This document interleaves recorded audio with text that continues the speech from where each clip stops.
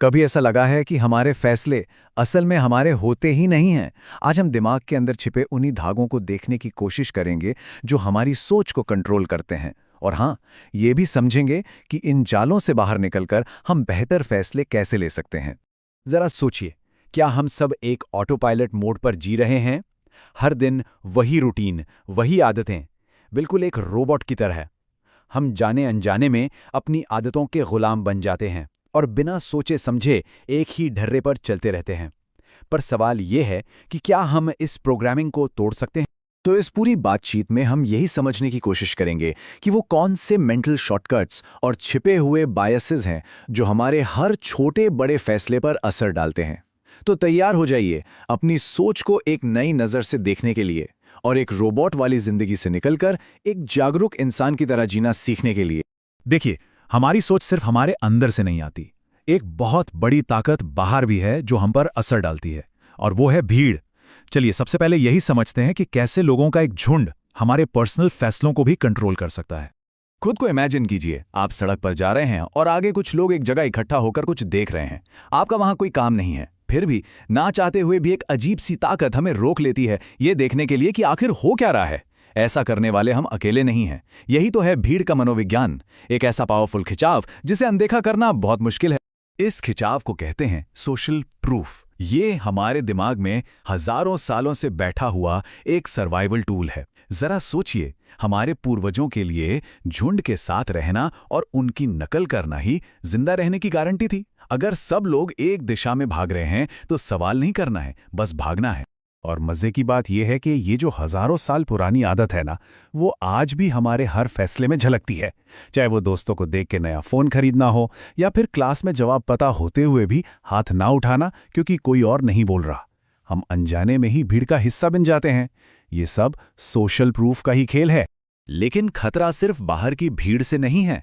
असल में सबसे बड़े धोखे तो हमारे अपने दिमाग के अंदर छिपे हुए हैं। तो चलिए अब उन दिमागी जालों को समझते हैं जो हमें गुमराह करते हैं। हमें हर हाल में ये महसूस करना अच्छा लगता है कि सब कुछ हमारे कंट्रोल में है, जैसे धीमे इंटरनेट पर बार बार क्लिक करना या लंबे ट्रैफिक जाम में फंसे होने पर जोर जोर से हॉर्न बजाना। क्या इससे सच में कुछ बदलता है? बिल्कुल नहीं। असल में ये कुछ नहीं, बस इल्यूजन ऑफ कंट्रोल है। मतलब नियंत्रण में होने का एक झूठा एहसास जो हमारा दिमाग हमें देता है ताकि हम लाचार महसूस ना करें। अच्छा, अब जरा इस नंबर पे गौर कीजिए। 93%।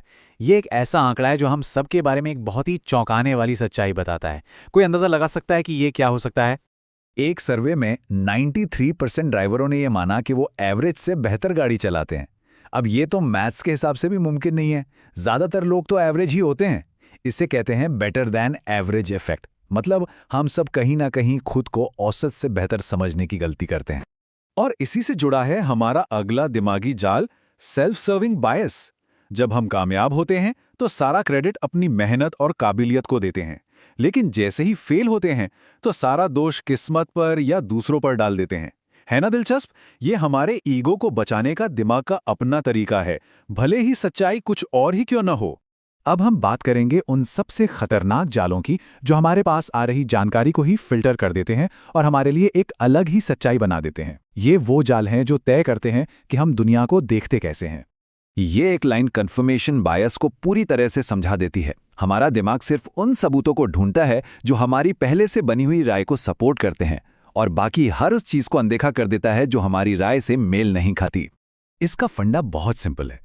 मान लीजिए कोई ये मानता है कि एक खास पॉलिटिकल पार्टी ही अच्छी है, तो वो इंसान सिर्फ वही न्यूज़ चैनल देखेगा, वही अखबार पढ़ेगा जो उसकी बात को सही ठहराते हों। और अगर कोई उल्टा सबूत सामने आ भी गया तो दिमाग उसे फेक न्यूज़ या प्रोपेगेंडा कह के खारिज कर देगा। हमारा दिमाग ना बोरिंग फैक्ट्स और आंकड़ों से ज्यादा मजेदार कहानियों से जुड़ता है। यही वजह है कि एक सनसनीखेज क्राइम की कहानी हमें किसी पॉलिसी के बोरिंग आंकड़ों से ज्यादा खींचती है, और मीडिया इसका पूरा फायदा उठाकर हमारा ध्यान उन चीजों पर खींचता है जो जरूरी नहीं बल्कि दिलचस्प हैं। इसे नैरेटिव बायस कहते हैं। सोना इतना कीमती क्यों है? क्योंकि वो कम है। इसे कहते हैं कमी का सिद्धांत या स्कैर्सिटी प्रिंसिपल। जब कोई चीज सीमित होती है तो हमारा दिमाग उसे अपने आप ही ज्यादा कीमती मान लेता है। लिमिटेड टाइम ऑफर या hurry only 2 items left in stock, ये लाइनें इसी सिद्धांत का इस्तेमाल करके हमें तुरंत खरीदारी करने पर मजबूर करती हैं। तो हमने इतने सारे दिमागी जालों को देख लिया। अब सबसे बड़ा सवाल, क्या हम इनसे बच सकते हैं? क्या हम अपनी सोच के मालिक बन सकते हैं? खुशी की बात यह है कि जवाब है हाँ। और अब हम जानेंगे कि ये कैसे करना है। इसका सबसे बड़ा हथियार है क्रिटिकल थिंकिंग। ये बिल्कुल वैसा है जैसे दिमाग के ऑटो पायलट को बंद करके खुद ड्राइवर की सीट पर बैठना। इसका सीधा सा मतलब है रुकना, सवाल करना और फिर कोई फैसला लेना। और इन जालों के बारे में जानना ही जीत की तरफ पहला कदम है। तो चलिए कुछ आसान से तरीके अपनाते हैं। अपनी कमियों को जानने के लिए किसी अच्छे दोस्त से ईमानदारी से पूछें। अगली बार जब कोई लिमिटेड टाइम ऑफर दिखे तो एक पल रुककर सोचें। हर चीज में परफेक्ट ढूंढने के बजाय गुड इनफ को चुनें। और सबसे जरूरी, उन लोगों को भी सुने जो हमसे अलग सोचते हैं। तो अब जब इन जालों के बारे में पता चल गया है, एक आखिरी सवाल। आज आप अपने किस फैसले को दोबारा जांचेंगे? याद रखिए, एक बेहतर सोच की शुरुआत बस एक सवाल से होती है।